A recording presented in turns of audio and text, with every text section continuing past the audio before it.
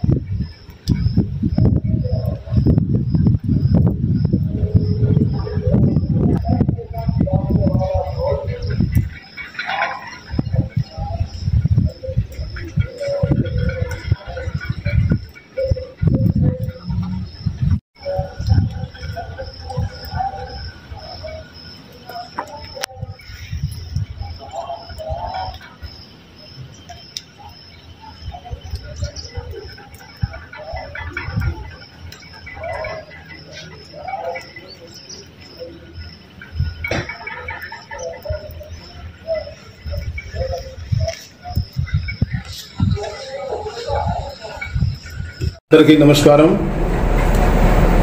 మన జీడీకే ఓసీ5లా పోయిన 4-5 డేస్ నుంచి కంటిన్యూస్ వర్షం తర్వాత డ్రిజ్లింగ్తోని ప్రొడక్షన్ మొత్తం స్టాగ్నెంట్ అయిపోయింది. మన స్టీల్ స్టాండ్ అయిపోయింది.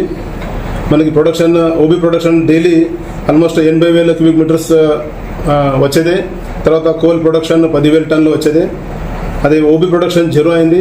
తర్వాత కోల్ ప్రొడక్షన్ కూడా జీరో అయింది. ఉన్న స్టాక్ కోలే 6 నుంచి 7,000 దాకా 8,000 దాకా మనం పంపించడే జరుగుతుంది. ఈ వర్షం ఆగినాక ఇమ్మీడియట్గా ఒక 1 or 2 షిఫ్ట్స్ లోపే మన యథావిధితో మనం డంపర్స్ మన ఆపరేషన్స్ స్టార్ట్ చేయొచ్చు. మన హాల్ రోడ్స్ కూడా చాలా మంచి కండిషన్స్లో ఉన్నాయి. ఈ కంటిన్యూస్ వర్షం వస్తుంది, అందుకనే ఆపరేషన్స్ ఆగిపోయినాయి.